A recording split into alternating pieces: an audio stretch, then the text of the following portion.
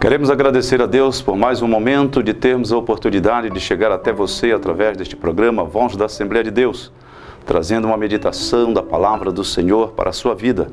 Deus importa-se com você, e por importar-se com você, é que criou este momento tão especial para você meditar e atentar para aquilo que é mais sublime e mais sagrado para a sua vida. Eu gostaria de ler neste momento um texto bíblico que encontramos no livro de Hebreus, capítulo de número 7, versículo de número 24 até o versículo de número 25, que diz assim: Este, no entanto, porque continua para sempre, tem o seu sacerdócio imutável. Por isso também pode salvar totalmente os que por ele se chegam a Deus, vivendo sempre para interceder por eles. Nós temos lido esse texto e compreendemos que o escritor aos Hebreus quis enfatizar e procurou enfatizar toda uma situação convergendo para Cristo, o autor e consumador da nossa fé. O texto que temos lido, ele retrata exatamente a condição de Deus para tornar ao homem a condição melhor para que ele viesse viver dentro de uma aproximação. O escritor aos Hebreus, ele traz para nós um conteúdo que mostra que Jesus Cristo, como sumo sacerdote, ele consegue aproximar a criatura ao seu Criador. O texto diz, no versículo 25 do capítulo 7 de Hebreus: Por isso também pode salvar totalmente os que por ele se chegam a Deus, vivendo sempre para interceder por eles. Eu gostaria de frisar essas duas palavras, salvação e intercessão. São duas coisas muito importantes e que nós podemos, nos dias de hoje, avaliar que as pessoas estão buscando a salvação, porém estão também buscando intercessões diante de entidades, diante de santos que na verdade não conseguem alcançar ou trazer para tal pessoa o sentimento de perdão, de salvação em que elas precisam. Quando nós olhamos aqui para este livro de Hebreus e este capítulo 7, nós começamos a observar que o escritor, ele começa a tratar diretamente com o povo hebreu e fala exatamente sobre a questão do sacerdócio de Arão, nos tempos de Moisés, nos tempos da antiga aliança. Contudo, ele mostra aqui também que os sacerdotes, eles eram em grande número. Por quê? Porque esses sacerdotes, eles não viviam para sempre. Eles tinham um tempo determinado de vida, como todo ser humano tem. Mas Jesus Cristo, quando ele aparece no cenário e ele se coloca como sacerdote do homem, sacerdote do ser humano, para oferecer a Deus um sacrifício vivo, santo e agradável ao Senhor, então ele começa agora a traçar os planos para que este sacerdócio seja eternamente, seja eficaz, seja poderoso para restituir ao homem a sua conduta, sua comunhão, sua vida íntima, no sentido de agradar a Deus. Quando nós olhamos dentro desse processo de salvar totalmente, nós percebemos que o escritor ele nos mostra que a salvação ela é completa no homem. A salvação de Jesus, por intermédio do seu sacrifício, atribuída ao homem através da cruz, essa salvação, ela parte do princípio de que ela é total, de que ela é uma salvação completa, ela não é parcial. E esta salvação, nós sabemos que por meio do sacrifício de Jesus Cristo, foi que o homem alcançou a vida eterna. Nos tempos do Antigo Testamento, nós vemos que o homem precisava aproximar-se de Deus. Deus institui uma coisa no deserto, cria algo sublime no deserto, chamado de tabernáculo. E o tabernáculo foi aquilo que se tornou para os hebreus da época, para o homem da época, a sua a sua maneira de se relacionar com Deus, a sua maneira de ter no seu íntimo, na sua consciência, o cancelamento, o perdão dos seus pecados. Contudo, nós vemos que na antiga aliança, o homem precisava de um outro homem para que entrasse no lugar santo dos santos, ali no tabernáculo, para oferecer um sangue de animal. E naquele lugar santo dos santos havia algo importante ali. Havia uma arca chamada Arca da Aliança.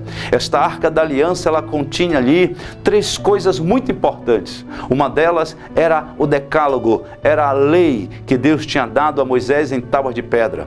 O segundo era a vara de Arão que florescera. E o terceiro era um pote de maná. Sobre aquela arca existia algo chamado como propiciatório. O propiciatório era a tampa desta arca e sobre ela tinha, nas suas 2 extremidades, tinham 2 querubins. E esses querubins, eles estendiam suas mãos, suas asas, melhor dizendo, e umas tocavam uma na outra. E as suas faces eram voltadas para dentro da tampa.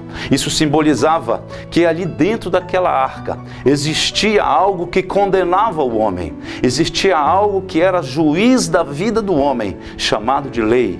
A lei condenava o procedimento do homem e era necessário que o sacerdote, ele viesse até ali, santificando-se primeiro, para depois oferecer o sacrifício em prol do povo.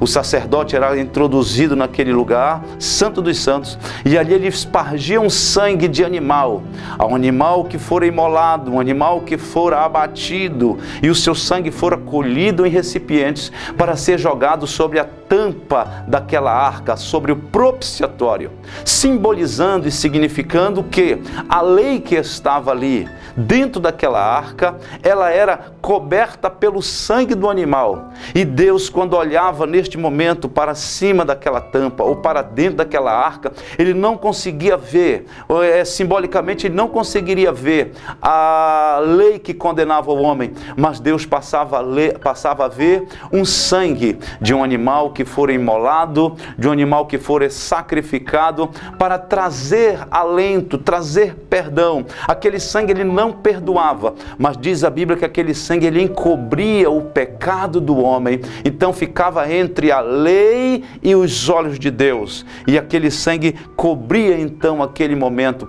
e Deus conseguia ver aquele sangue de um animal, de um substituto que fora imolado, para trazer então o encobrir do pecado do povo. E Deus com isso satisfazia-se, mas no coração de Deus havia um anseio maior, porque a sua justiça precisava ser satisfeita. Sangue de touro, de animais que foram imolados, não podia perdoar pecado. Mas João, uma vez escrevendo, disse: eis o Cordeiro de Deus que tira o pecado do mundo. João, ele não disse que o sangue de Jesus encobriria, mas João enfatiza dizendo que esse sangue de Jesus Cristo, ele tira todo o pecado do mundo. E esse sangue de Jesus Cristo é aquilo que o escritor aos Hebreus mostra aqui, que Jesus agora ele era tanto o sacrifício como o sacerdote que se apresentaria diante de Deus para então apresentar ali um sacrifício vivo, santo e agradável ao Senhor. Por isso que Jesus, ele é o nosso sumo sacerdote. E como sumo sacerdote, uma vez ele se ofereceu no Calvário. Ele subiu ao patíbulo da cruz, e lá naquele patíbulo da cruz, ele pôde então se colocar como sacrifício para satisfazer a justiça de Deus. Primeiro, porque ele era inocente. O pecado do homem não existia nele. Ele era da semente da mulher, contudo, em nada pecou. Ele era inocente. O inocente estava agora sendo oferecido em sacrifício em prol do pecador. Jesus, ele assume a posição do homem, porque a Bíblia diz que o salário do pecado é a morte, mas o dom gratuito de Deus é a vida eterna em Cristo Jesus. Isso significa dizer que o homem estava destinado a morrer, mas Jesus não tinha motivos para morrer. Jesus não tinha causa de morte, porque Jesus ele é a vida. E uma vez que ele, sendo a vida, e não havia nele condenação nenhuma, porque em nada ele pecou, comparado com o homem, não houve nenhum tipo de iniquidade nele, não se achou dolo, pecado nenhum nele. Ele era santo, santo, santo. Embora sendo santo, ele se colocou agora à disposição e trocou aquilo que era para o homem, como a cruz, ele agora toma para si. E a vida que era dele, ele dá ao homem e assume o papel de condenado, ou seja, a morte, o salário do pecado. O homem peca, mas quem morre é Jesus. O homem peca, mas quem é sacrificado é Jesus. Em vez do homem morrer, Jesus ofereceu-se para morrer no lugar do homem, para trazer ao homem a vida que ele não tinha no momento, que era essa comunhão com Deus. A justiça de Deus estava ali, precisava ser satisfeita. E uma vez que a justiça de Deus precisava ser satisfeita, e lá no livro de Romanos, capítulo 3, versículo 23, diz que todos pecaram e destituídos estão da glória de Deus, da graça de Deus, da presença de Deus. Não havia homem no mundo que pudesse satisfazer a justiça de Deus. Mas Jesus, como era puro, não havia dolo, pecado, então ele troca de lugar, ele assume o estado pecador e a vida que era dele, ele doa para o homem. E o homem passa a viver e Jesus agora tem que morrer. E quando Jesus ele é oferecido em sacrifício ali no Calvário, e os pecados da humanidade caem sobre ele, Isaías diz, enfatiza isso muito bem, dizendo que pelas suas feridas, pelas suas pisaduras nós fomos sarados. O castigo que nos traz a paz estava sobre ele. E isso porque Jesus assume o meu lugar, assume o seu lugar. Jesus, ele toma o meu lugar, a minha postura de pecador e assume aquilo que era para mim. Ele troca comigo, ele troca com você, ele trocou por toda a humanidade. A condenação que era do homem, ele assume, e a vida que era dele, ele doa. E uma vez que ele doa essa vida passa então a todos os homens. Mas escute o que eu quero dizer. Eu quero dizer para você que ele salva totalmente. A salvação é completa. E ele intercede por nós. Em Romanos capítulo 8 e o versículo de número 34, nós vemos que Jesus, ele é levado exatamente para interceder por nós. E o escritor aos Romanos, ele escreve dizendo aqui no versículo 34, quem os condenará? É Cristo Jesus que morreu ou antes? Quem ressuscitou, o qual está à direita de Deus e também intercede por nós. Jesus se apresenta diante de Deus como sacerdote e oferece o sacrifício que no Calvário ele efetuou. Deus aceita aquele sacrifício e agora ele assenta-se à direita de Deus e intercede por nós. Quem intercede por nós? É exatamente Jesus Cristo que intercede. Não é o homem, não é uma imagem humana, mas sim Jesus Cristo que intercede por nós. E quando nós vemos aqui em Hebreus 9, versículo de número 24, diz assim, porque Cristo não entrou em santuário feito por mãos, figura do verdadeiro, porém no mesmo céu, para comparecer agora por nós diante de Deus. Quem compareceu diante de Deus por mim e por você foi Jesus Cristo. Por isso eu quero dizer para você que Jesus Cristo é o único que pode salvar a tua alma. É o único que conduzirá você à vida eterna. Não há ninguém, não há caminho que levará a Deus que não seja Jesus. Ele disse, eu sou o caminho, eu sou a verdade e eu sou a vida. Jesus não disse eu sou um caminho, ele disse eu sou o caminho, eu sou a verdade. Significando que ele é o único caminho, ele é a única verdade que consegue levar o homem a Deus e libertar dos seus maus caminhos. Eu quero nesse momento convidar você para que nós juntos possamos agradecer a Deus.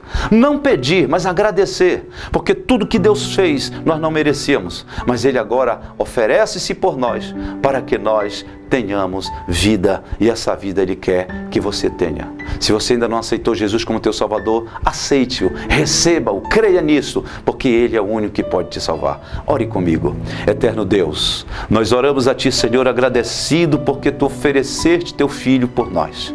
O Teu Filho assumiu o nosso lugar, e uma vez que assumindo o lugar, Ele se oferece por nós, para nos perdoar, que os nossos pecados tenham sido perdoados, Senhor, que os nossos pecados, Senhor, sejam perdoados ainda. Olha para aquele homem, aquela mulher, aquele jovem, aquela criança que neste momento nos ouve e que entregam suas vidas, Senhor, a Ti.